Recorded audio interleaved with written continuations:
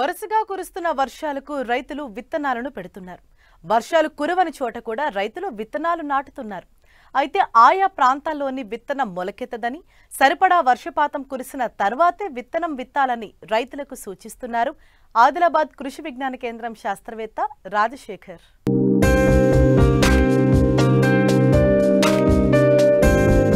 ఖరీఫ్ ప్రారంభమైంది. 3-4 రోజులుగా అడపాదడపా వర్షాలు కురుస్తూనే ఉన్నాయి.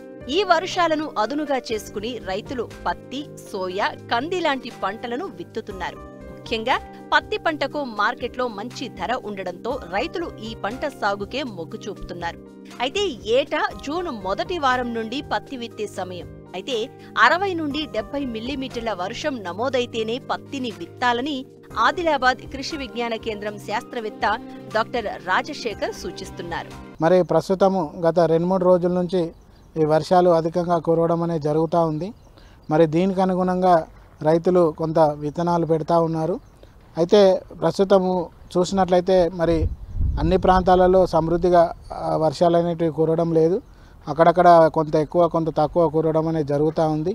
సో ఏదేమైనా కూడా ఈ మే మాసంలో ఉష్ణోగ్రతలు అనేటివి గాలిలో 40 నుంచి 45 డిగ్రీల సెంటీగ్రేడ్ ఉండే, అదే సాయిల్లో ఇంకా 5-6 డిగ్రీలు సెంటీగ్రేడ్లు ఎక్కువనే ఉంటాయి. కాబట్టి మరి సాయిలు ఉష్ణోగ్రతలు తగ్గాలంటే ఇంకా వర్షాలు కురవాల్సి ఉంది. అదేవిధంగా ముఖ్యంగా 60 నుంచి 70 మిల్లీమీటర్ల వర్షపాతం కురిసినాకనే రైతులు విత్తుకోవాల్సి ఉంటుంది. అంటే ఒక 2-3 గట్టి వర్షాలు 1 ఫీటు లోతు తడిచినాకనే రైతులు విత్తనాలు విత్తుకోవాల్సి ఉంటుంది. కాబట్టి ఇప్పుడు అడపా కురిసిన వర్షాలకి విత్తనాలు వేసుకున్నట్లయితే మొదటిగా వచ్చే విత్తనము కోల్పోయే అవకాశం ఉంటుంది. ఇకపోతే మరి విత్తనము విత్తుకోవడానికి కూడా ఏ పంట అయినా మన ముఖ్యంగా పత్తి, సోయాబీను, కంది ఈ పంటలు మరి జూన్ మొదటి వారం నుంచి అదేవిధంగా జూలై 10-15 వరకు విత్తుకునే అవకాశం ఉంది. కాబట్టి ఇంకా సమయం వేచిపోలేదు. కాబట్టి తొందరపడి విత్తనాలు విత్తుకోవద్దు. అదేవిధంగా ఇప్పుడు కురుస్తున్న వర్షాలని అదనుగా చేసుకొని ముఖ్యంగా ఏదైతే లోతు దున్నిన వాళ్ళు మరి రోటోవేటర్ తోటి మంచిగా దాన్ని గుల్లబారేటట్లు చేసుకున్నట్లయితే రేపు విత్తనము వేరు వ్యవస్థ బాగా పెరగడానికి ఉపయోగపడుతుంది.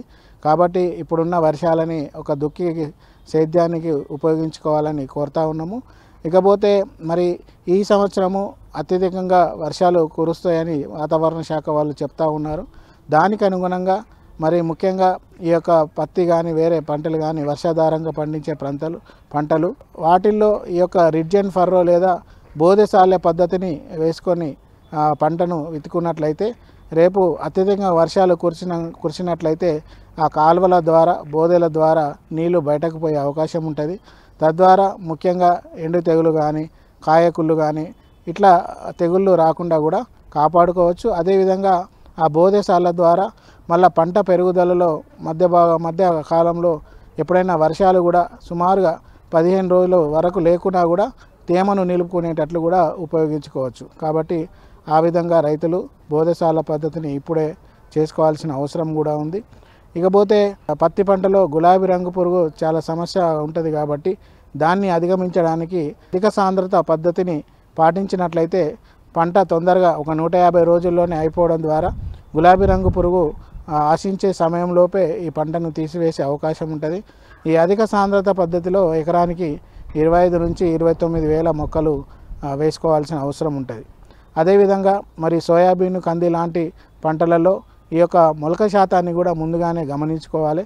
చిన్న ట్రే పద్ధతి కానీ లేదా ఒక 100 స్క్వేర్ మీటర్ల సాయిల్లో కానీ పేపర్ టవల్ మెథడ్లో కానీ ఒక 100 గింజలు చూసుకున్నట్లయితే మరి మొలక శాతాన్ని ముందుగానే గమనించి ఆ యొక్క విత్తనాన్ని మనము వేయాలా వద్దా అని నిర్ణయించుకోవచ్చు. కాబట్టి ప్రస్తుత పరిస్థితులలో ఈ అన్ని సూచనలు పాటించి తగు జాగ్రత్తలు చూసుకున్నట్లయితే రేపు పంట మంచి దిగుబడి అదేవిధంగా మంచి ఆదాయం వచ్చే అవకాశం ఉంటుంది.